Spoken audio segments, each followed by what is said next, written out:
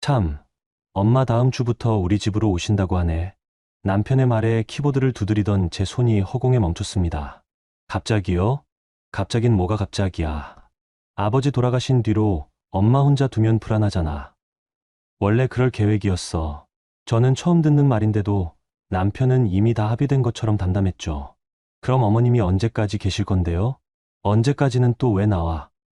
우리가 모시고 사는 거지. 그 우리 속에 제 동의는 없었어요. 저도 일하고 있는데요. 프리랜서면서 무슨, 어차피 집에 있으니까 간병도 할 수 있잖아. 모니터 속에서 반짝이던 내 작업물들이 한순간 싸구려 심부름값처럼 초라해졌습니다. 그 말 한마디는 제 인생 전체를 대가 없이 바치라고 명령받은 기분이었죠. 그때 저는 아무 말도 못한 채 천천히 노트북을 덮었습니다. 하지만 그는 몰랐어요. 집 뺄 거니까 2시에 집에 와봐. 몇 주 뒤 제가 이 말을 내뱉게 될 거라고는 말이에요. 여러분의 구독, 좋아요는 더 많은 사연을 만드는 힘이 됩니다. 안녕하세요. 저는 한예슬이라고 합니다. 서울 마포구에서 프리랜서 웹디자이너로 일하고 있어요. 아니, 정확히 말하면 있었다고 해야겠네요. 지금은 태국 치앙마이에서 새로운 삶을 시작한 지 석 달이 지났거든요. 오늘은 제가 어떤 사연으로 한국을 떠나게 되었는지 차근차근 들려드리려고 해요. 사연 없는 사람은 없다고 하니까 제 이야기에 공감해 주실 분도 계실 거라는 생각에 글을 써봅니다. 이야기는 2023년부터 시작해 볼게요. 그때 저는 마포구 24평 신축 아파트에서 남편 강성훈과 단둘이 살고 있었어요. 겉으로 보기엔 평범한 신혼부부였죠. 남편은 중견 광고회사 대리였고 저는 집에서 웹디자인 프리랜서 일을 했습니다. 새벽 3시 저는 또다시 클라이언트가 보내온 수정 요청 메일을 확인하며 포토샵을 켰어요. 로고 색깔을 좀 더 밝게 해주세요. 폰트를 바꿔보면 어떨까요? 같은 요청들이었습니다. 사실 이런 수정 작업은 추가 비용을 받기 어려워서 항상 손해였지만 단골 고객과의 관계를 생각하면 거절하기 힘들었거든요. 모니터 불빛만이 조용한 작업실을 비추는 가운데 저는 키보드를 두드리며 생각했어요. 이번 달도 매출이 꽤 괜찮네. 생활비 걱정은 없겠어. 프리랜서 일이라는 게 무한 경쟁 체제라 불안한 생활의 연속이지만 반대로 실력을 충분히 보상받을 수 있다는 장점도 있었죠. 다행히 저는 조금씩 실력을 인정받으면서 4년 차가 된 지금은 월 평균 600만 원 정도의 매출을 올리고 있었어요. 그보다 뿌듯한 건 안정적인 수익 구조를 만들어냈다는 자부심이 있었습니다. 아침 7시 남편이 출근 준비를 하는 동안 저는 간단히 아침을 차렸어요. 토스트와 계란 후라이, 커피. 늘 그렇듯 성우는 급하게 먹고는 잘 있어 라는 인사도 없이 나가버렸습니다. 혼자 남은 거실에서 커피를 마시며 저는 휴대폰으로 가계부 앱을 열어봤어요. 지난달 지출 내역들이 주르르 나열되어 있었습니다. 공과금 28만 원, 관리비 15만 원, 식비 45만 원. 여기까지는 평범했어요. 문제는 그 다음이었습니다. 시어머니 병원비 35만 원, 시댁 제사 준비비 20만 원, 시아버지 기일 음식값 18만 원. 이 돈들은 모두 제 통장에서 나간 거였어요.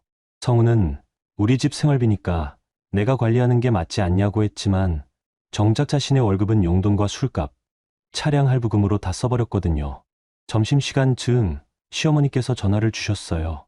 예슬아, 나 내일 병원 가는데 또 돈 좀 보내줄 수 있니? 네, 어머님. 얼마나 필요하세요? 한 20만 원. 검사비가 좀 나온다고 하더라. 알겠습니다. 지금 바로 보내드릴게요. 전화를 끊고 나서 저는 인터넷 뱅킹으로 돈을 보냈어요. 벌써 올해 들어 시어머니께 보낸 병원비만 300만 원이 넘었습니다. 그런데 이상한 건 시어머니는 항상 저에게만 연락을 주신다는 거였어요. 성훈에게는 절대 돈 얘기를 하지 않으셨거든요. 오후에는 새로운 프로젝트 미팅이 있었어요. 화상통화로 진행됐는데 클라이언트는 꽤 큰 회사의 마케팅 팀장이었습니다. 한예슬 디자이너님 포트폴리오 보니까 정말 깔끔하네요. 이번 브랜딩 작업 맡겨도 될까요? 감사합니다. 어떤 방향으로 작업하시길 원하세요?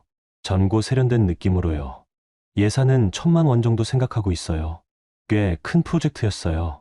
한 달 정도 걸릴 작업량이었지만 그만큼 보람도 있을 것 같았습니다. 통화를 마치고 나서 기분 좋게 계약서를 준비했어요. 저녁 7시 성훈이 퇴근해서 들어왔을 때 저는 부엌에서 저녁을 준비하고 있었어요. 김치찌개와 계란말이, 시금치 나물. 평범한 집밥이었습니다. 오늘 어땠어? 제가 물었어요. 그냥 그래. 너는? 새 프로젝트 하나 받았어. 1,000만 원짜리. 그래? 잘 됐네. 성훈의 반응은 시큰둥했어요. 예전에는 제가 큰 프로젝트를 따오면 함께 기뻐해 주곤 했는데 언제부턴가 그런 관심이 사라진 것 같았습니다. 식사 중에 성훈이 갑자기 말했어요. 그런데 너 언제까지 집에만 있을 거야? 뭐라고? 아니, 다른 집 애들은 다 애기도 낳고 그러는데 우린 언제까지 이렇게 살 거냐고. 저는 젓가락을 내려놓았어요. 아이 얘기는 우리가 결혼할 때부터 몇 년 뒤에 하자고 합의했던 부분이었거든요. 특히 제가 프리랜서로 일을 안정화시키는 동안은 미루자고 성훈이 먼저 제안했었어요. 당신이 30 넘어서 아이 갖는 건 부담스럽다고 했잖아. 내가 일 좀 더 안정되면 그때 생각해 보자고. 그게 언제야? 너 번듯한 직장도 없이 언제까지 집에서 컴퓨터만 만질 건데? 번듯한 직장이라는 말이 가슴에 꽂혔어요. 저는 4년 동안 프리랜서로 꾸준히 수입을 올리고 있었고, 사실 성훈 월급보다 제 수입이 더 많을 때도 있었거든요. 하지만 성훈에게 프리랜서 일은 그냥 집에서 노는 것 정도로 인식되는 것 같았어요. 내가 번 돈으로 우리 생활비도 되고, 어머님 병원비도 보내드리잖아. 그거야 집안일이고, 남자가 밖에서 벌어오는 거랑은 다르지. 그날 밤, 저는 잠들기 전에 가계부 앱을 다시 열어봤어요. 지난 4년간의 수입과 지출을 정리해서 보니까 뭔가 이상했습니다. 제 수입은 꾸준히 늘어나고 있었는데 정작 제 개인 저축은 거의 늘지 않았어요. 대부분이 생활비나 시댁 관련 비용으로 나가고 있었거든요. 성우는 제 옆에서 코를 골며 잠들어 있었어요. 저는 천장을 바라보며 생각했습니다. 내가 정말 집에서 놀고 있는 건가? 내 일은 그렇게 가치 없는 건가? 새벽 2시까지 잠이 오지 않았어요. 그래서 슬그머니 침대에서 나와 작업실로 갔습니다. 컴퓨터를 켜고 새로운 폴더를 하나 만들었어요. 이름은 가계부 정리였습니다. 왠지 모르게 그날부터 모든 영수증과 계좌 이체 내역을 정리해서 보관해야겠다는 생각이 들었거든요. 그때는 몰랐어요. 그 작은 폴더 하나가 제 인생을 완전히 바꿀 것이라는 걸 말이에요. 그로부터 일주일 후 제 일상의 작은 균열이 시작되었어요. 어느 비 오는 화요일 저녁이었습니다. 성훈이 평소보다 일찍 들어왔어요. 6시쯤이었나? 저는 거실 소파에서 노트북으로 작업하고 있었는데 성훈은 TV를 켜고는 아무렇지 않게 말했어요. 참, 엄마 다음 주부터 우리 집으로 오신다고 하네. 저는 키보드 두드리던 손을 멈췄어요. 갑자기요? 갑자기가 아니고 원래 계획이 있었잖아. 아버지 돌아가신 뒤로 엄마가 혼자 계시니까 불안해하시더라고. 그런 얘기 처음 듣는데요? 아, 내가 안 말했나? 어쨌든 이제 말하잖아. 성훈의 말투는 이미 결정된 일을 통보하는 식이었어요. 제 의견을 묻는 게 아니라 그냥 이렇게 될 예정이니까 알아둬라는 느낌이었습니다. 그럼 어머님이 언제까지 계실 예정이세요? 언제까지가 뭐야? 우리가 모시고 사는 거지. 모시고 산다는 게 넌 어차피 집에 있으니까 간병도 할 수 있잖아. 엄마도 나이 드시면서 몸이 안 좋아지시는데 혼자 두기가 그렇더라고. 저는 노트북 화면을 그대로 바라보며 성훈의 말을 들었어요. 넌 어차피 집에 있으니까 라는 표현이 귀에 맴돌았습니다. 마치 제가 할 일이 없어서 시간이 남아도는 사람인 것처럼 말하는 거였어요. 그런데 간병이 필요하실 정도로 몸이 안 좋으신가요? 무릎도 아프시고 혈압약도 드시고 그래. 뭐 심각한 건 아니지만 그래도 누가 옆에서 챙겨드리면 좋잖아. 바로 그때 성훈의 휴대폰이 울렸어요. 시어머니에게서 온 전화였습니다. 네, 엄마. 네, 얘기했어요. 네네, 알겠습니다. 짧은 통화 후에 성훈이 전화기를 건네더라고요. 엄마가 예슬이하고 얘기하고 싶다고 하네. 저는 전화기를 받았어요. 어머님, 안녕하세요. 아, 예슬아. 나 다음 주에 들어갈 건데 혹시 불편하지 않니? 아니요, 괜찮습니다. 다행이네. 사실 혼자 있으니까 너무 무서워서 그래. 밤에도 잠이 안 오고. 네, 이해해요. 그리고 내가 집에 있으니까 내가 병원 갈 때도 함께 가줄 수 있잖아. 혼자 가기가 힘들더라고. 네, 그럼요. 며느리가 집에 있으면 원래 다 하는 거지. 내 친구들도 다들 그렇게 살아. 고마워, 예슬아. 통화를 끝내고 나서 저는 잠깐 멍하니 앉아 있었어요. 며느리가 집에 있으면 원래 다 하는 거라는 말이 마음에 걸렸거든요. 성훈이 다시 말했어요. 엄마가 걱정이 많으시긴 해. 아버지 돌아가시고 나서 우울해하시는 것 같더라고. 우리가 잘 모셔야지. 내가 모시는 게 아니라 제가 모시는 거잖아요. 뭔 소리야? 우리가 모시는 거지. 당신은 회사 나가고 저는 집에서 어머님 챙겨드리고 실제로는 제가 모시는 거나 마찬가지잖아요. 에이, 그게 뭔 말이야. 내가 돈 벌어서 생활비 되는 것도 모시는 거고. 그런데 이상했어요. 생활비는 제가 대고 있었거든요. 성은 월급으로는 자신의 용돈과 차 할부금, 보험료 정도만 해결하고 나면 별로 남는 게 없었어요. 집 관리비, 공과금, 식비, 그리고 시댁 관련 비용들은 모두 제 수입으로 감당하고 있었습니다. 생활비 제가 대고 있잖아요. 그거야. 내가 집에 있으니까 내가 관리하는 거고. 논리가 이상했어요. 제가 집에 있다는 이유로 모든 비용을 제가 부담하고 거기에 더해서 시어머니 간병까지 당연히 제 몫이 된다는 식이었거든요. 그날 밤 잠자리에서 저는 성훈에게 다시 물어봤어요. 정말로 어머님이 얼마나 오실 예정인 거예요? 얼마나가 뭐야?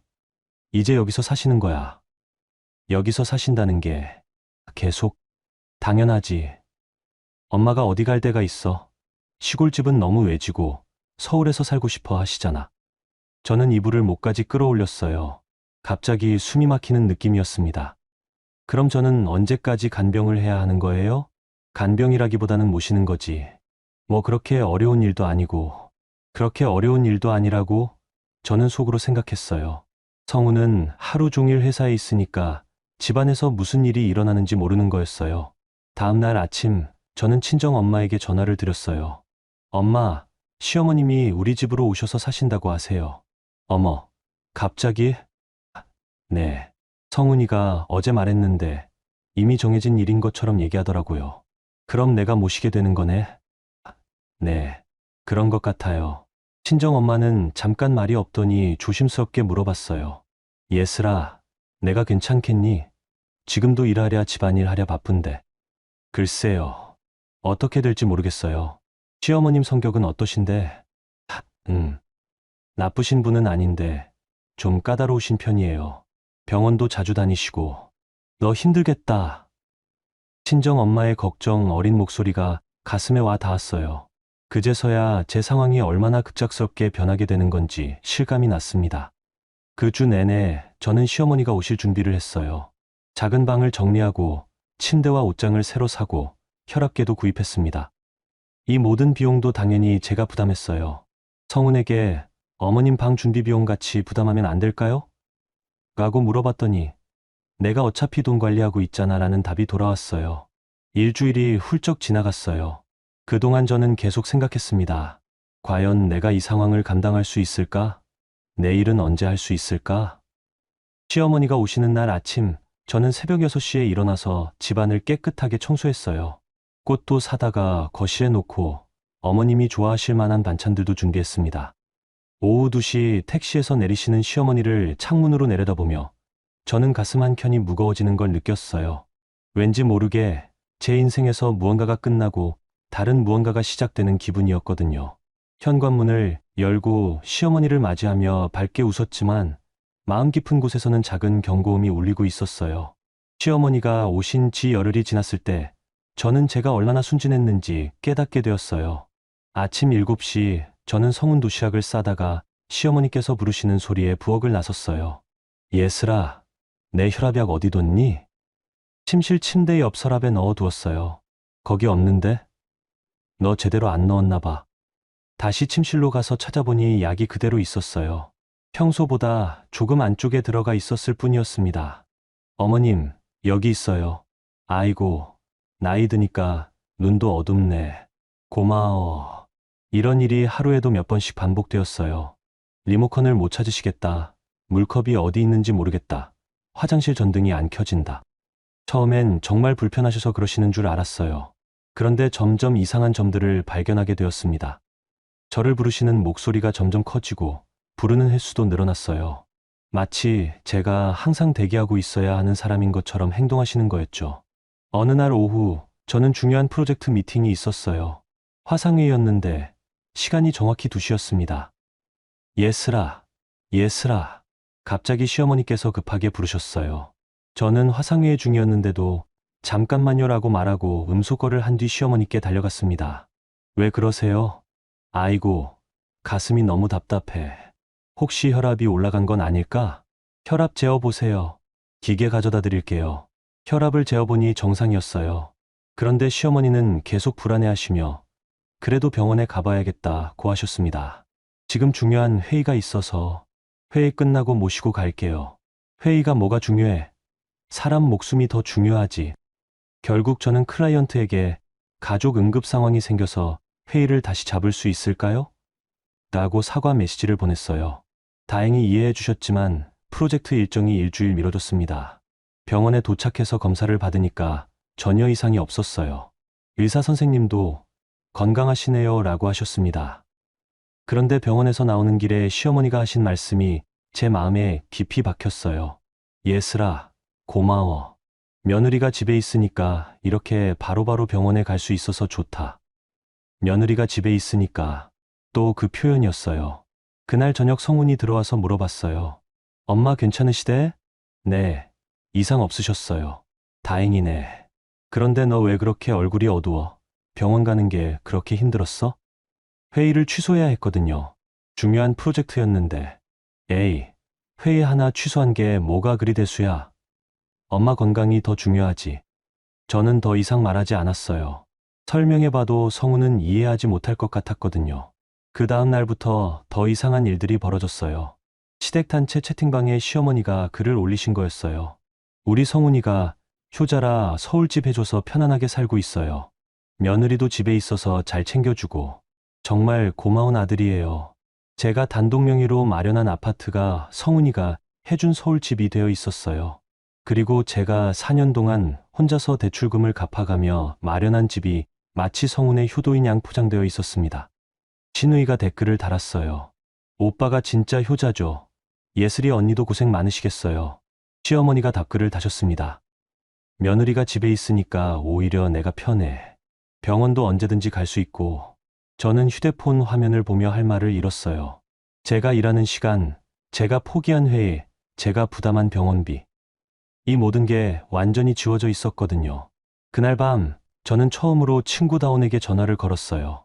다온은 세무사 사무실에서 일하는 친구였는데 숫자에 밝고 현실적인 조언을 잘 해주는 편이었어요. 다온아, 나 좀 답답해서 전화했어. 왜? 무슨 일이야? 저는 지난 열흘간 있었던 일들을 차근차근 이야기했어요. 시어머니가 갑자기 들어오신 것부터 시작해서 제가 회의를 취소해야 했던 일, 그리고 시댁 채팅방의 글까지. 잠깐, 그 집이 내 단독명이라고? 응. 4년 전에 내가 계약금부터 시작해서 다 마련한 거야. 그럼 성훈이 이름은 전혀 안 들어가 있어? 전혀. 당시에 성훈이 신용등급이 안 좋아서 대출이 안 됐거든. 그런데 시어머니는 성훈이가 집 해줬다고 생각하고 계시는 거야? 그런 것 같아. 아니면 그냥 그렇게 말씀하시거나. 다온이 한참 생각하더니 말했어요. 예슬아, 이거 좀 이상한 것 같은데. 내가 집주인인데 왜 내가 객식구 취급받고 있어? 객식구라기보다는 아니야, 객식구가 맞아. 지금 상황 보면 시어머니가 집주인이고 너는 간병인 겸 가정부 역할을 하고 있잖아. 다온의 말이 가슴에 꽂혔어요. 정말로 그런 것 같았거든요. 그리고 너 혹시 가계부 같은 거 정리해 놓은 게 있어? 응, 요즘 정리하고 있어. 그거 한번 제대로 정리해봐. 내가 지난 몇 년간 얼마나 돈을 쓰고 있는지 정확히 파악하는 게 좋을 것 같아. 그날 밤 늦게까지 저는 엑셀 파일을 정리했어요. 지난 4년간의 모든 지출 내역을 항목별로 분류해서 정리하기 시작했습니다. 생활비, 공과금, 관리비, 식비, 그리고 시댁 관련 비용들, 병원비, 제사 준비비, 명절 선물비, 기일 음식비, 약값, 건강검진비. 숫자들을 모두 합쳐보니까 놀라운 사실을 발견했어요. 지난 4년간 시댁 관련으로 제가 쓴 돈이 3천만 원이 넘었더라고요. 그런데 성훈이 시댁에 쓴 돈은 명절 용돈 정도가 전부였어요. 새벽 2시 저는 노트북 화면을 바라보며 한숨을 쉬었어요. 숫자는 거짓말을 하지 않았습니다. 제가 이 집의 실질적인 가장이었던 거예요. 그런데 아무도 그 사실을 인정하지 않았어요. 오히려 저는 집에 있는 사람, 근본 없는 며느리로 취급받고 있었습니다. 그때 갑자기 성훈의 차 소리가 들렸어요. 새벽 2시에 들어오는 게 요즘 부쩍 잦아졌는데 회식이라고 했습니다. 하지만 술 냄새는 별로 나지 않았어요. 문득 궁금해져서 저는 성훈의 차량에 달린 블랙박스를 확인해 봤어요. 차 키가 현관 테이블에 있으니까 쉽게 확인할 수 있었거든요. 그런데 녹화 파일을 보니까 수상한 점들이 몇 가지 보였어요. 저희 집에서 멀리 떨어진 지역의 모텔 앞에서 차가 멈춘 기록이 여러 번 있었거든요. 저는 가만히 블랙박스 화면을 바라보며 생각했어요. 혹시 성훈이가? 하지만 확신하기에는 증거가 부족했어요. 그래서 일단 그 파일들을 USB에 복사해서 따로 보관해뒀습니다. 다음날 아침 시어머니가 또다시 말씀하셨어요. 예슬아, 우리 성훈이 참 착하지. 엄마 서울로 모셔와서. 네, 너도 고마워야 해. 남편이 이렇게 효자인 집이 어디 있어? 저는 대답 대신 그냥 미소만 지었어요.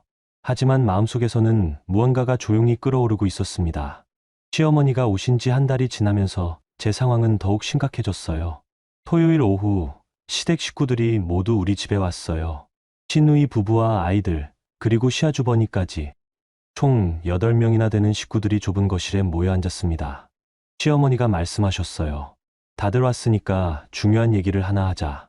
나 이제 여기서 계속 살 건데 방 하나는 완전히 내 방으로 정했으면 좋겠어.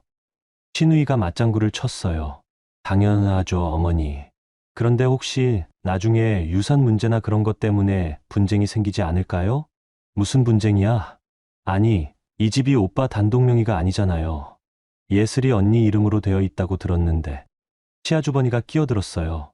그러게 말이야. 나중에 만약 이혼이라도 하게 되면 어떻게 되는 거야? 저는 멀뚱히 앉아서 이들의 대화를 들었어요. 마치 제가 없는 곳에서 제 재산에 대해 이야기하고 있는 것 같았거든요. 성훈이 입을 열었어요. 뭔 그런 걱정을 해. 우리가 이혼할 이유가 어디 있어. 그래도 확실하게 해놓는 게 좋지 않을까. 등기를 형제들 이름으로도 나눠서 넣어 놓으면 분쟁도 없을 거고. 시누이가 눈을 반짝이며 말했어요. 그거 좋은 생각이네. 오빠 이름 50%, 우리 이름 25%씩. 어때요? 야, 너희들이 뭔 상관이야? 성훈이 웃으며 말했지만 별로 기분 나빠하는 것 같지는 않았어요. 시어머니가 저를 바라보며 말씀하셨어요. 예슬아, 너는 어떻게 생각해? 모든 시선이 저에게 집중되었어요. 저는 잠시 망설이다가 조심스럽게 입을 열었습니다. 집이 제 단독 명의로 되어 있는 이유가 있어요. 계약금부터 대출금까지 모두 제가 마련한 거거든요. 순간 거실이 조용해졌어요. 시아주버니가 어이없다는 듯 말했어요. 그게 뭔 소리야? 부부인데 내거가 어디 있어? 맞아요. 결혼하면 모든 재산이 공동재산이죠. 시누이도 거들었어요. 성훈이 저를 째려보며 말했어요. 야, 내가 번 돈이 얼마나 된다고 그래? 어차피 우리 집 이름으로 해놨잖아. 집 이름이 제 이름으로 되어 있잖아요. 그거야 그때 상황이 그랬던 거고 실제로는 우리 집이지. 시어머니가 끼어드셨어요. 예슬아, 너 지금 뭐 하자는 거니? 우리가 남이야? 남이 아니죠. 하지만 이 집을 마련할 때, 아이고, 이것 봐. 며느리가 시어머니한테 집 주인 행세를 하네. 시누이가 코웃음을 쳤어요. 언니, 요즘 며느리들이 다 그래요. 자기가 조금 번다고 목에 힘주고, 조금 번다는 게 아니라 실제로 이 집의 모든 비용을 제가. 성훈이 소리를 높였어요. 야, 지금 뭐 하는 거야? 우리 가족 앞에서 돈 얘기를 왜 해? 저는 입을 다물었어요. 더 이상 말해봐야 소용없을 것 같았거든요. 시어머니가 차분하게 말씀하셨어요. 예슬아, 내가 말하는데 며느리가 시어머니 노후 걱정하는 건 당연한 일이야. 내가 여기서 편안하게 살려면 내가 좀 양보해야 하는 거 아니니? 양보요? 그래, 양보. 나이 들면 고집도 세지고 까칠해지기도 해. 그걸 며느리가 이해하고 맞춰 줘야지. 시아주버니가 거들었어요. 맞아. 우리 어머니 혼자 시골에서 얼마나 외로우셨는데 이제 서울에서 편안하게 사실 수 있게 됐으니까 좋은 일이지. 시누이가 아이들을 데리고 방으로 들어가면서 중얼거렸어요.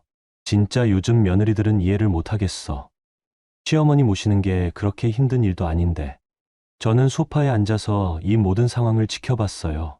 제가 4년 동안 혼자 힘으로 마련한 집이 시어머니 노후 요새로 변해가고 있었고, 저는 그 집에서 방 하나도 제대로 배정받지 못한 채 간병인 역할을 하고 있었거든요. 성훈이 제게 와서 속삭였어요. 야, 너 지금 뭐 하는 거야? 우리 가족들 앞에서 왜 이러고 있어? 나는 그냥 사실을 말한 거야. 사실이 뭐가 중요해? 분위기 파악 좀 해. 내가 분위기 파악을 해야 하는 거야? 당연하지.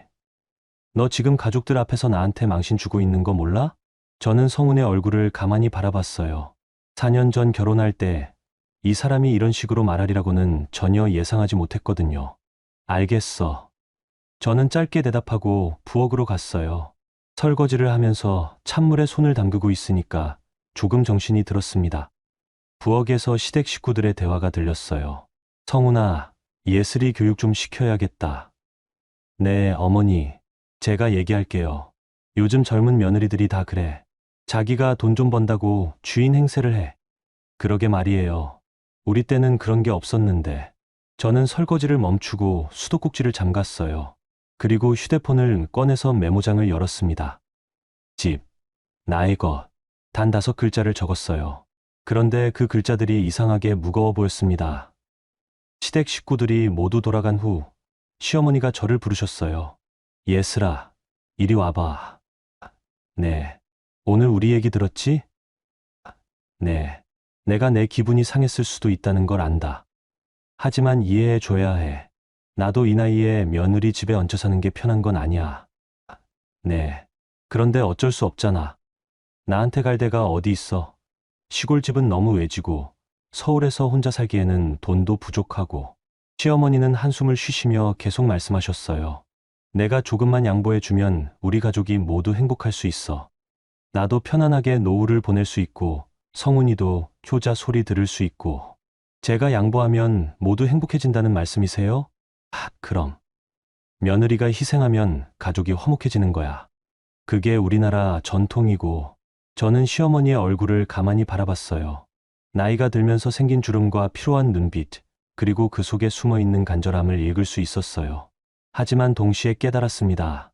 시어머니에게 저는 희생하는 사람이었어요. 제 꿈이나 목표, 미래 계획은 전혀 고려 대상이 아니었습니다. 알겠습니다. 저는 짧게 대답하고 방으로 들어갔어요. 그날 밤 새벽 2시 저는 잠을 이루지 못하고 뒤척였어요.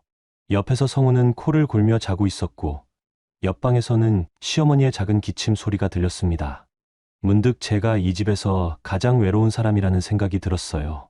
집주인인데 집주인 대접을 받지 못하고, 가장인데 가장으로 인정받지 못하고, 며느리라는 이름으로 모든 걸 감당해야 하는 사람. 그때 마음속에서 무언가가 조용히 끊어지는 소리가 들렸어요. 마치 오래된 실이 한계를 견디지 못하고 뚝 하고 끊어지는 것처럼 말이에요. 저는 침대에서 일어나 노트북을 켰어요. 그리고 새로운 폴더를 만들었습니다. 이름은 내 인생이었어요. 여러분, 지금까지 예슬님의 이야기 어떻게 들으셨어요? 참 마음이 답답하면서도 어딘가 익숙한 상황이라는 생각이 들죠. 자신이 마련한 집에서 객식구 취급받는 며느리, 경제적 기여는 무시당하면서 희생만 강요받는 현실. 정말 많은 분들이 공감하실 것 같습니다. 예슬님의 마음속에서 무언가가 끊어지는 순간을 함께 느끼셨을 텐데요. 과연 그녀가 어떤 선택을 하게 될지 이어지는 이야기도 계속 들어봐 주세요. 그날 밤이 지나고 나서 저는 완전히 다른 사람이 된 것 같았어요. 월요일 아침, 저는 평소보다 일찍 일어나서 중요한 결정을 내렸습니다. 시어머니가 아직 주무시는 새벽 5시, 저는 조용히 집안을 돌아다니며 필요한 것들을 챙기기 시작했어요. 먼저 안전금고에서 집 등기부등본과 인감도장, 그리고 대출 관련 서류들을 꺼냈어요. 그 다음엔 4년간 정리해 놓은 가계부 엑셀 파일과 모든 영수증들, 그리고 성운의 블랙박스에서 복사해 놓은 USB까지. 캐리어 대신 서류 가방에 이 모든 것들을 조심스럽게 넣었습니다. 아침 7시 성운이 일어나자 저는 평상시와 똑같이 아침을 차려주었어요. 토스트와 계란 후라이, 커피. 성운은 늘 그랬듯이 급하게 먹고 나갔습니다. 시어머니께서 8시경에 일어나셨을 때 저는 이미 마음의 준비를 끝낸 상태였어요. 예슬아, 오늘 뭐 할 거니? 친정에 잠깐 다녀올 예정이에요. 언제 들어와? 조금 늦을 수도 있어요. 그럼 점심은? 냉장고에 반찬 있으니까 드세요. 전화 주시면 언제든지 올게요. 시어머니는 별다른 의심 없이 고개를 끄덕이셨어요. 저는 평소와 다름없는 목소리로 인사를 드리고 집을 나섰습니다. 친정은 저희 집에서 지하철로 40분 거리에 있었어요. 서류 가방을 들고 지하철에 앉아 있으니까 마치 중요한 출장을 떠나는 직장인이 된 기분이었어요. 친정 현관문을 열며 엄마 나왔어요라고 말했을 때 친정 엄마는 평상시와 다른 제 표정을 바로 눈치채셨어요. 예슬아, 무슨 일이야? 엄마, 나 당분간 여기서 지낼게요. 어머, 왜? 저는 거실 소파에 앉아서 지난 한 달간 있었던 모든 일들을 차근차근 이야기했어요. 시어머니가 갑자기 들어오신 것부터 시작해서 토요일에 있었던 재산 분할 이야기까지. 친정 엄마는 제 이야기를 끝까지 들으신 후에 한숨을 크게 쉬셨어요. 아이고, 우리 예슬이가 얼마나 힘들었을까. 엄마, 제가 가져온 자료들 좀 봐주세요. 저는 서류 가방에서 4년간의 가계부 엑셀 파일을 꺼냈어요. A사 용지로 인쇄한 게 20장이 넘었습니다. 친정 엄마는 회사에서 격리 일을 30년간 하신 분이라 숫자 보는 눈이 밝으셨어요. 자료를 훑어보시더니 깜짝 놀라셨습니다. 예슬아, 이게 다 내가 쓴 돈이야? 네. 생활비부터 시작해서 시댁 관련 비용까지 모두요. 시댁 병원비만도 작년에 420만 원이네. 네. 올해는 벌써 350만 원 넘었어요. 친정 엄마가 계속 자료를 보시며 중얼거리셨어요. 관리비, 공과금, 식비, 인터넷비. 이것도 다 내 돈으로? 네. 성훈이 월급으로는 자기 용돈하고 차 할부금, 보험료 정도만 내고 있어요. 그럼 너희 집 생활비를 내가 다 대고 있다는 얘기네. 그렇죠. 4년 동안 계속. 친정 엄마는 계산기를 두드려 보시더니 놀란 표정을 지으셨어요. 예슬아, 이거 4년간 내가 쓴 돈이 1억 넘는데? 저도 그 숫자를 보고 깜짝 놀랐어요. 막연히 많이 썼다고는 생각했지만 정확한 금액을 계산해 보니까 충격적이었거든요. 그런데 성훈이는 뭐라고 하더라? 자기가 밖에서 돈 벌어오는 거랑은 다르다고 해요. 제가 집에 있으니까 집안일 하는 건 당연하다고. 친정 엄마가 고개를 저으셨어요. 참, 어처구니가 없네. 내가 프리랜서로 번 돈이 아니라는 거야? 그때 다운이한테서 전화가 왔어요. 제가 어제 연락해서 오늘 시간 되면 만나자고 했었거든요. 다운아, 나 지금 친정에 있어. 여기로 올 수 있어? 응, 갈게. 그런데 무슨 일이야? 목소리가 이상해. 와서 얘기할게. 1시간 후 다운이 도착했어요. 친구는 제가 가져온 자료들을 보더니 입을 벌렸습니다. 예슬아, 이거 장난 아닌데? 너 완전히 호구로 살았잖아. 호구라기보다는 아니야, 호구가 맞아. 너 지금 집주인인데 간병인 취급받고 있어. 다운은 세무사 사무실에서 일하다 보니까 이런 자료 분석에 익숙했어요. 제가 가져온 계좌 이체 내역과 카드 사용 내역을 쭉 훑어보더니 중요한 점을 짚어냈습니다. 예슬아, 그런데 성훈이 카드 사용 패턴이 좀 이상해. 이상해? 응. 모텔이나 숙박업소 결제가 꽤 많이 보여. 그리고 꽃집, 레스토랑. 이런 것들이 회식비로 처리하기엔 좀 애매한 곳들이야. 아. 저는 블랙박스 USB를 다운에게 건네줬어요. 이것도 봐줄래?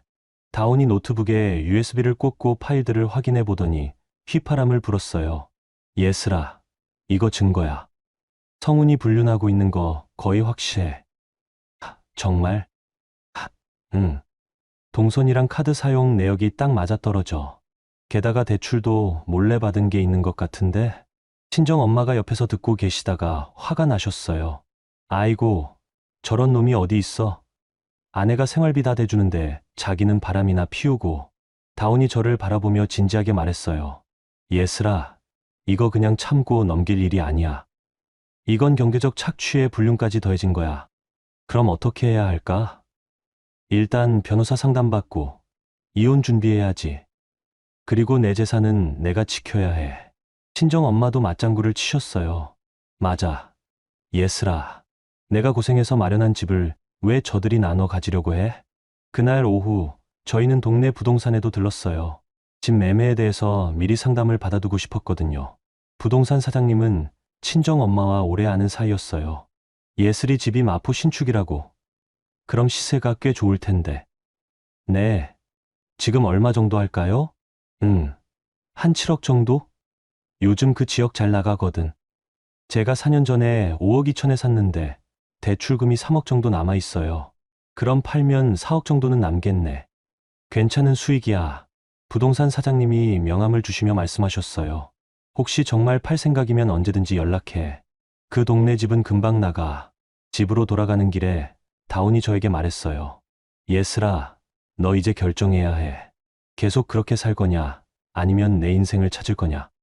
찾는다는 게 이혼하고 내 집 지키고 내가 하고 싶은 대로 살아보라는 얘기야. 친정 엄마도 제 손을 꼭 잡으셨어요. 예슬아, 엄마가 보기에도 더 이상은 안 될 것 같다.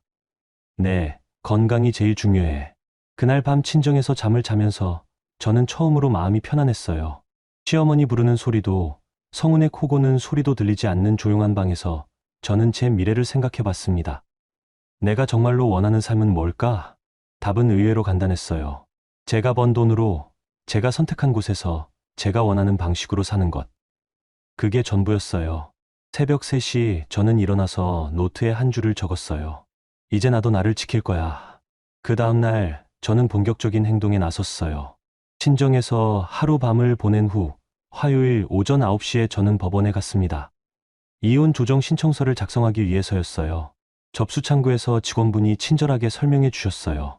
혼인관계 증명서와 주민등록 등본, 그리고 재산 목록을 함께 제출하시면 됩니다. 재산 목록은 어떻게 작성하나요? 부동산이나 금융자산, 그리고 혼인 기간 중 부채 현황까지 모두 포함해서 작성하시면 돼요. 저는 미리 준비해 온 서류들을 차근차근 정리했어요. 아파트 등기부등본, 대출 현황, 그리고 4년간의 가계부까지. 다운이 도와준 덕분에 상당히 체계적으로 정리되어 있었습니다. 가장 중요한 건 블랙박스 영상과 카드 사용 내역이었어요. 성운의 불륜을 뒷받침하는 결정적 증거들이었거든요. 법원에서 나온 후 저는 변호사 사무실에 갔어요. 다운이 소개해준 곳이었는데 이혼 전문 변호사였습니다. 변호사님은 제가 준비한 자료들을 보시더니 고개를 끄덕이셨어요. 준비를 정말 철저히 하셨네요. 특히 경제적 기여도를 입증할 자료가 상당히 구체적이에요. 이 정도면 이혼 소송에서 유리할까요? 충분히 유리합니다. 특히 배우자의 불륜이 입증되고 부동산이 의뢰인 단독 명의라는 점이 중요해요. 변호사님이 계속 설명해 주셨어요. 다만 상대방이 재산 분할을 요구할 가능성이 높으니까 혼인 기간 중 각자의 경제적 기여도를 정확히 산정해야 해요. 그 부분은 이미 정리해뒀어요. 제가 준비한 엑셀 파일을 보여드리니까 변호사님이 감탄하셨어요. 이 정도면 회계사가 작성한 거나 다름없네요. 항목별로 정말 세세하게 정리하셨어. 상담을 마친 후 저는 마포구청에 가서 전입신고를 했어요. 주민등록을 친정 주소로 옮기는 절차였습니다. 점심시간에 다운과 만나서 부동산 중개사에게 연락했어요. 사장님, 어제 상담받은 한예슬입니다. 아, 마포 아파트 말씀하시는 거죠? 네. 매매 진행하려고 하는데 언제쯤 가능할까요? 언제든지 가능해요. 그런데 집 비워놔야 사람들 보러 와요. 내일 오후 2시쯤 비울 수 있어요. 그럼 내일 2시에 매물 올리고 바로 보러 오는 사람들 데려갈게요. 다운이 옆에서 걱정스러운 표정을 지었어요. 예슬아, 성훈이한테 미리 얘기 안 해도 괜찮을까? 괜찮아. 어차피 내 집이니까. 그래도 갑자기 이러면 성훈이가 깜짝 놀랄 텐데. 놀라는 게 당연하지. 지금까지 자기 집인 줄 알고 살았을 테니까. 그날 오후에는 이사센터에도 연락했어요. 내일 오후 2시에 짐을 빼야 하는데 가능한가요? 어떤 짐들인지 말씀해 주세요. 침대, 옷장, 그리고 개인 물건들이요. 2톤 트럭 한 대면 충분할 것 같네요. 어디로 옮기시는 거예요? 창고로 임시 보관하려고 해요. 모든 준비가 끝난 후 저는 성훈에게 카톡을 보냈어요. 집 뺄게. 2시에 집에 와봐. 메시지를 보낸 후 휴대폰을 바로 꺼버렸어요. 성훈이 전화를 걸어올 게 뻔했거든요. 그날 밤은 친정에서 보냈어요. 내일이 제 인생에서 가장 중요한 날이 될 것 같았습니다. 수요일 오후 1시 50분, 저는 마포 아파트 앞에 도착했어요. 부동산 중개사와 이사센터 직원들이 이미 와서 기다리고 있었습니다. 한예슬 씨죠? 이사 준비 다 됐어요. 네, 고생하세요. 정확히 2시에 성훈이 택시에서 내렸어요. 얼굴이 새하얘서 정말 놀란 티가 확연히 났습니다. 성훈이 현관 앞에서 이사센터 트럭을 보더니 저에게 달려왔어요. 야, 이게 뭐야? 왜 이사업체가 와 있어? 집 빼기로 했어. 집을 뺀다고. 갑자기 왜? 갑자기가 아니야. 오늘 오후 2시에 매물로 나가기로 했어. 성훈이 어리둥절해하는 사이 부동산 중개사가 다가왔어요. 실례합니다. 집주인 한예슬 씨가 맞으시죠? 네, 맞아요. 그럼 이분은? 남편이에요. 곧 전 남편이 될 사람이고요. 부동산 중개사가 성훈을 바라보며 설명했어요. 이 집은 한예슬 씨 단독 명의 부동산입니다. 오늘부로 매매 의뢰가 정식 접수됐어요. 성훈이 완전히 당황한 표정으로 저를 바라봤어요. 야, 정신 나갔어? 이게 무슨 짓이야? 내 집 내가 파는데 왜? 무슨 내 집이야? 우리 집이지. 저는 가방에서 등기부등본을 꺼내서 성훈에게 보여줬어요. 여기 봐. 소유자가 누구로 되어 있어? 성훈이 등기부등본을 보더니 말문이 막혔어요. 소유자란에는 분명히 한예슬 이름만 적혀 있었거든요. 이건 그때 상황이 그래서 그런 거고. 그때 상황이 뭔데? 내 신용등급이 좋아서 대출받기 쉬우니까. 맞아. 내 돈으로 계약금 내고 내 이름으로 대출받고 4년간 내가 혼자 대출금 갚았어. 이사센터 직원들이 계속 짐을 나르고 있었어요. 시어머니 방에 있던 침대와 옷장들이 줄줄이 계단으로 내려왔습니다. 성훈이 이사센터 팀장에게 소리쳤어요. 야, 잠깐만. 누가 이사하라고 했어? 팀장이 차분하게 대답했어요. 집주인 한예슬 씨가 의뢰했습니다. 여기 계약서 있어요. 집주인이 누구라고? 한예슬 씨요. 등기부등본으로 확인했어요. 그때 시어머니가 캐리어를 끌고 아래층에서 올라오셨어요. 복도 상황을 보시더니 깜짝 놀라셨습니다. 이게 뭐야? 왜 이사를 해? 저는 시어머니께 정중하게 말씀드렸어요. 어머님, 죄송해요. 제가 이 집을 매물로 내놓기로 했어요. 매물로? 갑자기 왜? 이혼하기로 했어요. 그래서 집도 정리하는 거예요. 시어머니가 성훈을 바라보며 물어보셨어요. 성훈아, 이게 무슨 일이야? 성훈이 대답도 못하고 있는 사이 부동산 중개사가 시어머니께 설명드렸어요. 어르신, 이 집은 한예슬 씨 단독 명의 부동산입니다. 매매 처분권이 완전히 한예슬 씨에게 있어요. 시어머니의 얼굴이 새하얘졌어요. 그럼 내가 어디서 살라는 거야? 저는 가방에서 이혼 조정 신청서 사본을 꺼냈어요. 이미 법원에 이혼 조정 신청을 접수했어요. 그리고 이것도 보세요. 제가 성훈에게 건넨 건 지난 4년간의 가계부 정리본이었어요. 생활비, 공과금, 관리비, 그리고 시댁 관련 비용까지. 모두 제가 부담한 거예요. 성훈이 서류를 보더니 얼굴이 더욱 하얘졌어요. 이런 걸 왜 정리해놨어? 그리고 이것도 봐. 블랙박스 영상 캡처 사진들을 보여줬어요. 모텔 앞에서 찍힌 성훈의 차량 사진들이었습니다. 이건 카드 사용 내역이랑 동선이 다 맞아떨어져. 꽃집에서 꽃 사고, 레스토랑에서 식사하고, 모텔에서 2시간씩 머무르고. 성훈이 완전히 말을 잃었어요. 그 순간 이사센터 직원이 저에게 말했어요. 사모님, 짐 정리 다 끝났어요. 고생하셨어요. 부동산 중개사도 말씀하셨어요. 그럼 저는 매물 사진 찍고 올릴게요. 이 정도 집은 일주일 안에 계약될 거예요. 저는 성훈을 마지막으로 바라보며 말했어요. 우리가 같이 쓴 건 정리했고 당신이 가져갈 건 아무것도 없어. 성훈이 떨리는 목소리로 물어봤어요. 너 정말로 이혼할 거야? 응. 이미 결정했어. 시어머니가 주저앉으며 울기 시작하셨어요. 내 노후는 어떻게 되는 거야? 내가 어디서 살라는 거야? 저는 시어머니께도 정중하게 말씀드렸어요. 어머님, 시골 집이 있으시잖아요. 그리고 성훈이가 이제 어머님 모실 방법을 찾아야죠. 그때 부동산 중개사가 말씀하셨어요. 아, 벌써 관심 보이는 분이 계시네요. 3시에 보러 오신다고 연락 왔어요. 저는 성훈과 시어머니를 바라보며 마지막 말을 했어요. 1시간 안에 짐 정리하고 나가주세요. 이제 여기는 제 집이 아니니까. 현관문을 나서는 순간 저는 처음으로 진짜 자유로워진 기분을 느꼈어요. 그날 오후 3시 저는 친정으로 돌아가지 않고 근처 카페에 앉아 있었어요. 성훈과 시어머니가 어떻게 반응하는지 지켜보고 싶었거든요. 카페 창문을 통해 아파트 현관이 보였는데 30분쯤 지나서 캐리어 2개를 끌고 나오는 시어머니와 성훈의 모습이 보였어요. 휴대폰이 계속 울리고 있었지만 받지 않았어요. 성훈이 걸어오는 전화였을 테니까요. 대신 다온에게 문자를 보냈습니다. 집 정리 끝났어. 이제 진짜 시작이야. 다온에게서 바로 답장이 왔어요. 예슬아, 정말 대단해. 어떤 기분이야? 후련해. 진짜 내 인생을 찾은 기분이야. 오후 4시경 부동산 중개사에게서 전화가 왔어요. 한예슬 씨, 오늘 집 보러 온 분이 바로 계약하고 싶다고 하시네요. 그래요? 빨리 됐네요. 네. 금액도 7억으로 제시하셨어요. 어떻게 하시겠어요? 좋아요. 계약 진행해 주세요. 그럼 내일 오전에 계약서 작성하러 오시겠어요? 네, 그럴게요. 전화를 끊고 나니 정말 실감이 났어요. 제가 4년간 갚아온 집이 정말로 팔리는 거였어요. 저녁에 친정으로 돌아가니까 엄마가 걱정스러운 표정으로 맞이해 주셨어요. 예슬아, 정말 괜찮니? 네, 괜찮아요. 오히려 속이 시원해요. 성훈이한테서 전화 안 왔어? 왔는데 안 받았어요. 더 이상 할 얘기가 없어요. 그날 밤, 저는 친정방에서 노트북을 열어서 중요한 일을 했어요. 시댁단체 채팅방에 글을 올리는 것이었습니다. 안녕하세요. 한예슬입니다. 그동안 혼란이 있었던 것 같아서 정리차 말씀드려요.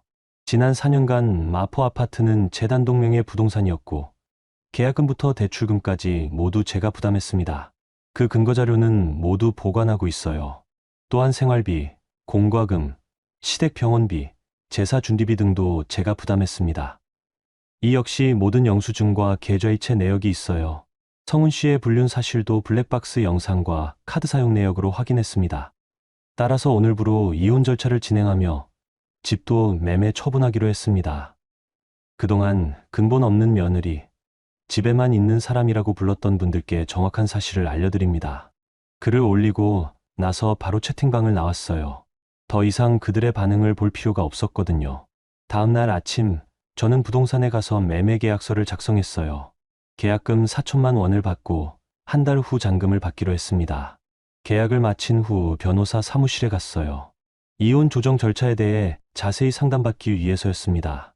변호사님, 상대방이 재산 분할을 요구하면 어떻게 되나요? 의뢰인 경우에는 배우자의 경제적 기여도가 거의 없고 오히려 불륜까지 있었으니까 재산 분할 비율이 현저히 낮을 거예요. 그럼 집은 온전히 제가 가져갈 수 있나요? 충분히 가능합니다. 특히 배우자 명의가 전혀 들어가지 않은 단독 취득 부동산이니까요. 점심시간에 다운과 만나서 그간의 상황을 정리해봤어요. 예슬아, 진짜 잘한 것 같아. 더 이상 끌 이유가 없잖아. 응. 이제 새로 시작하는 기분이야. 그런데 집 팔고 나면 뭐 할 거야? 일단 친정에서 지내면서 차근차근 계획 세울 거야. 프리랜서 일도 계속할 수 있고 여행도 가고 그러면 좋겠다. 그러게. 지금까지는 시댁 눈치 보느라 여행 한번 제대로 못 가봤거든. 그 오후에 변호사님께서 연락을 주셨어요. 한예슬 씨, 상대방 측에서 조정 신청에 응하겠다고 연락 왔어요. 그럼 언제 조정이 진행되나요? 다음 주 금요일 오후 2시로 잡혔어요. 성훈이가 뭐라고 하던가요? 재산 분할과 위자료 문제를 협의하고 싶다고 하네요. 재산 분할이라 걱정하지 마세요. 우리 쪽 자료가 워낙 탄탄해서 유리하게 진행될 거예요. 그날 저녁 성훈에게서 문자가 왔어요. 예슬아, 우리 한번 만나서 얘기하자. 이렇게 끝낼 수는 없잖아. 저는 차분하게 답장했어요. 법원에서 만나요. 그 외에는 할 얘기 없어요. 성훈이 바로 전화를 걸어왔지만 받지 않았어요. 대신 다시 문자를 보냈습니다. 전화 받지 않을 거예요. 더 이상 사적인 대화는 하지 않겠어요. 다음 주가 되어 법원 조정 날이 다가왔어요. 그 사이 집 잔금도 받아서 대출을 모두 정리했습니다. 순수하게 제 손에 남은 돈은 4억 2천만 원이었어요. 조정 당일 저는 변호사님과 함께 법원에 갔어요. 성훈도 변호사를 대동하고 왔더라고요. 조정실에서 조정위원님이 설명해 주셨어요. 오늘은 재산 분할과 위자료 그리고 이혼 사유에 대해서 조정하겠습니다. 성훈 측 변호사가 먼저 입장을 밝혔어요. 혼인 기간 중 취득한 부동산이므로 공동재산으로 봐야 합니다. 50대 50으로 분할해야 한다고 봅니다. 저희 변호사님이 반박했어요. 부동산 취득, 자금 전액을 피신청인이 부담했고 혼인 기간 중 생활비도 피신청인이 전담했습니다. 오히려 신청인의 불륜으로 인한 위자료를 요구합니다. 조정위원님이 제가 준비한 자료들을 꼼꼼히 검토하셨어요. 경제적 기여도 자료가 상당히 구체적이네요. 생활비 부담 비율이 피신청인 90%, 신청인 10% 정도로 보이는데요. 성훈이 변색된 얼굴로 말했어요. 그래도 제가 회사를 다니면서 안정적인 기반을 제공한 거잖아요. 조정 의원님이 차분하게 설명해 주셨어요. 신청인의 경우 불륜 사실이 명백히 입증된 상황에서 재산 분할을 요구하기 어려워 보입니다. 결국 조정 결과는 제가 원했던 대로 나왔어요. 성우는 재산 분할 요구를 포기하고 대신 제가 위자료 청구를 하지 않기로 하는 선에서 합의가 이루어졌습니다. 조정실을 나오면서 성훈이 마지막으로 저에게 말했어요. 예슬아, 정말 이렇게 끝내는 거야? 응, 이미 끝났어. 나는 정말 미안해. 미안하다고 해서 달라지는 건 없어. 이제 서로 다른 길 가는 거야. 법원을 나서면서 저는 처음으로 진짜 홀가분한 기분을 느꼈어요. 4년간의 결혼 생활이 완전히 끝났다는 실감이 났거든요. 그날 밤 친정에서 저는 노트북을 열어 새로운 계획을 세우기 시작했어요. 제 손에 남은 돈으로 어떻게 새로운 인생을 시작할지 말이에요. 가장 먼저 떠오른 생각은 여행이었어요. 그동안 시댁 눈치 때문에 못했던 장기 여행을 해보고 싶었거든요. 태국 치앙마이에서 6개월 정도 지내면서 새로운 시작을 준비해볼까? 그렇게 제 새로운 인생의 첫 번째 계획이 세워졌어요. 2개월 후, 저는 인천공항 출국장에 서 있었어요. 손에는 태국 치앙마이행 항공권과 6개월짜리 장기 체류 비자가 들려 있었어요. 캐리어 하나에 옷가지와 노트북, 그리고 새로운 시작을 위한 설렘만 가득 담아서 말이에요. 지난 2개월 동안 참 많은 일들이 있었어요. 이혼이 정식으로 확정되고 집 매매도 완료되었습니다. 성우는 결국 시어머니와 함께 시골로 내려갔다고 하더라고요. 친정 엄마가 공항까지 배웅 나와 주셨어요. 예슬아, 정말 괜찮겠니? 외국에서 혼자 6개월이나. 엄마, 걱정 마세요. 이제 진짜 제가 원하는 대로 살아보고 싶어요. 그래도 조심하고 자주 연락해. 네, 그럴게요. 탑승 게이트에서 마지막으로 뒤돌아보니 엄마가 손을 흔들고 계셨어요. 그 모습을 보니 가슴이 뭉클해졌지만 동시에 새로운 시작에 대한 기대감이 더 컸어요. 치앙마이에 도착한 건 현지 시간 오후 3시였어요. 공항에서 택시를 타고 미리 예약해둔 장기 임대 리조트로 향했습니다. Amazing Thailand Resort라는 이름의 그곳은 한국인들이 장기 체류하기 좋게 만들어진 시설이었어요. 수영장이 있고 각 방마다 간단한 주방시설과 작업 공간이 갖춰져 있었거든요. 방에 짐을 풀고 나서 저는 베란다로 나갔어요. 수영장과 야자수가 보이는 전망이 펼쳐졌고 따뜻한 오후 햇살이 얼굴에 닿았어요. 정말로 내가 원하는 곳에서 살고 있구나. 그동안 꿈꿔오던 순간이었어요. 누군가의 눈치를 보지 않고 제가 원하는 시간에 일어나고 제가 원하는 것을 하며 살 수 있는 공간에 있다는 게 믿기지 않았거든요. 첫 번째 주는 적응하는 시간으로 보냈어요. 근처 마켓에서 장을 보고 현지 음식도 맛보고 리조트 주변을 산책하면서 새로운 환경에 천천히 익숙해져 갔습니다. 일주일 후부터는 본격적으로 일을 시작했어요. 수영장 옆 데크에 노트북을 가져다 놓고 한국 클라이언트들과 화상회의를 하며 프리랜서 업무를 계속했거든요. 시차 때문에 한국의 오전 시간에 맞춰 일하고 오후에는 완전히 자유시간을 갖는 스케줄이 정말 마음에 들었어요. 어느 날 오후 수영장에서 가볍게 수영을 하고 나와서 데크 체어에 누워 있는데 친정 엄마에게서 화상통화가 왔어요. 예슬아, 어떻게 지내니? 엄마, 정말 좋아요. 날씨도 좋고 일하기도 좋고 얼굴이 많이 밝아졌네. 그동안 얼마나 스트레스 받고 살았으면. 화상통화 화면을 통해서도 제가 달라진 게 보이나 봤어요. 실제로 거울을 볼 때마다 제 표정이 많이 편해진 걸 느꼈거든요. 엄마, 여기서 6개월 지내면서 앞으로 어떻게 살지 차근차근 계획 세우려고 해요. 그래, 내가 원하는 대로 해. 엄마는 내가 행복하기만 하면 돼. 화상통화를 마치고 저는 노트북을 열어서 새로운 사업 계획을 작성하기 시작했어요. 그동안 프리랜서로만 일했는데 이제는 좀 더 안정적이고 확장 가능한 일을 해보고 싶었거든요. 한국에서 온라인 디자인 에이전시를 설립하는 계획을 세우고 있었어요. 제가 그동안 쌓아온 네트워크와 실력을 바탕으로 다른 프리랜서들과 함께 협업할 수 있는 시스템을 만들어 보려고 했습니다. 치앙마이에 온 지 3개월쯤 되었을 때 다운이가 놀러 왔어요. 예슬아, 완전 딴 사람이 됐네. 그래? 뭐가 달라 보여? 표정이 완전 달라. 전에는 항상 뭔가 걱정스러운 표정이었는데 지금은 정말 편해 보여. 다운과 함께 치앙마이 시내를 돌아다니며 지난 몇 달간 있었던 일들을 이야기했어요. 그런데 성훈이 소식 들었어. 다운이 조심스럽게 물어봤어요. 아니, 궁금하지도 않아. 시어머니랑 시골에서 사는데 되게 힘들어 한다더라. 그럼 그렇지. 서울에서 편안하게 살려고 했던 건데. 너는 정말 후회 안 해? 전혀. 오히려 왜 진작 이렇게 하지 않았나 싶어. 저녁에는 리조트 레스토랑에서 함께 식사를 했어요. 태국 음식을 먹으면서 미래 계획에 대해 이야기했습니다. 예슬아, 한국 돌아가면 뭐 할 거야? 일단 에이전시 설립하고 강남에 작은 사무실 하나 얻을 거야. 그럼 혼자 살 거야? 응. 이번엔 정말 내 취향대로 꾸민 공간에서 살고 싶어. 다운이 4일 머무르다가 돌아간 후 저는 더욱 구체적으로 귀국 계획을 세웠어요. 한국으로 돌아가는 날은 6개월 체류, 기간이 끝나는 다음 달 15일로 정했습니다. 치앙마이에서의 마지막 달은 정말 소중한 시간이었어요. 그동안 하지 못했던 것들을 마음껏 해봤거든요. 요리 클래스도 듣고 태국 마사지도 배우고 현지 친구들도 사귀었어요.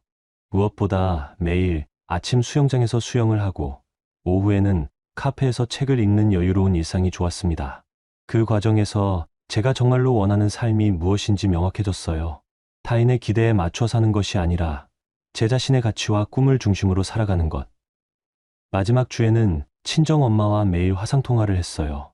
엄마, 제가 많이 달라진 것 같죠? 그럼. 완전히 다른 사람이 됐어. 목소리도 밝아지고 6개월 동안 정말 많은 생각을 했어요. 앞으로는 진짜 나답게 살려고요. 그래, 그게 맞아. 내 인생은 내가 사는 거야.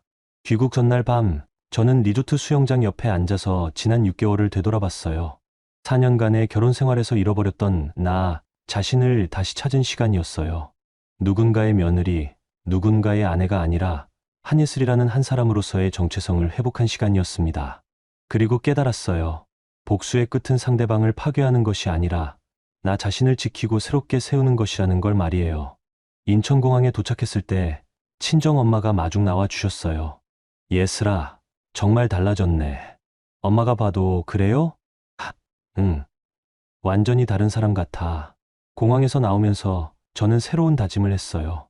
이제 진짜 나답게 살자. 다시는 누군가의 희생양이 되지 말자.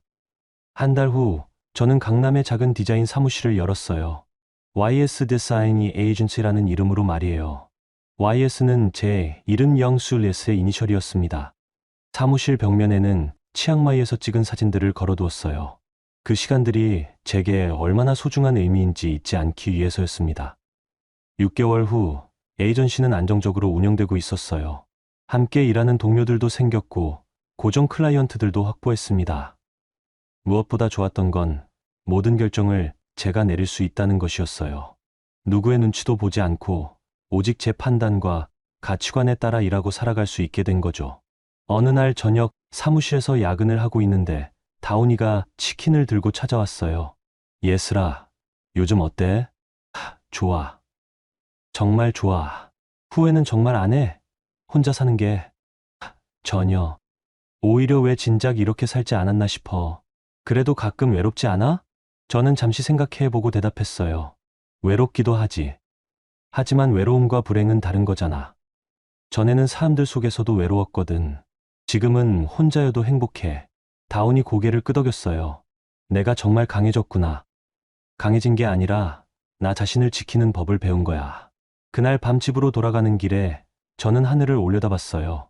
별들이 반짝이고 있었고 차가운 바람이 뺨을 스쳤지만 전혀 춥지 않았어요. 오히려 따뜻했어요.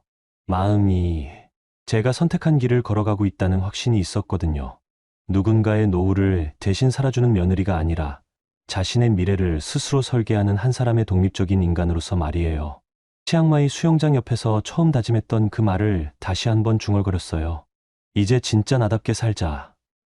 그리고 그 약속을 지키며 살아가고 있습니다. 매일매일 한 걸음씩. 여러분, 오늘 예슬님의 이야기 어떠셨어요? 정말 많은 감정이 들었을 것 같은데요. 마포 아파트에서 시어머니 노후까지 떠안으며 힘겹게 버티던 며느리가 결국 집 뺄게 2시에 집에 와봐라는 한마디로 모든 판을 뒤집고 치앙마이에서 새로운 인생을 시작하기까지의 여정을 함께 지켜보셨죠. 가장 인상 깊었던 건 예슬님이 감정적으로 폭발하지 않고 차분하게 증거를 모으고 계획을 세워서 실행했다는 점이에요. 4년치 가계부 정리, 블랙박스 확인, 법적 절차 준비까지. 정말 치밀하고 현명한 대응이었다고 생각해요. 무엇보다 복수의 끝이 상대방을 파괴하는 것이 아니라 자신을 지키고 새롭게 세우는 것이라는 메시지가 깊이 와 닿았습니다. 남의 노후를 위해 자신의 인생을 포기했던 사람이 이제는 자신만의 미래를 설계하며 살아가는 모습이 정말 아름다웠어요. 살다 보면 누구나 크고 작은 선택의 순간에 마주하게 됩니다. 참고 견딜 것인가, 아니면 용기 내어 변화를 시도할 것인가. 예슬님의 이야기는 때로는 과감한 결단이 얼마나 중요한지를 보여주는 것 같아요. 여러분의 삶에도 이런 작은 위로와 지혜가 되었으면 좋겠습니다. 오늘도 들어주셔서 감사드리고 구독과 좋아요 부탁드립니다.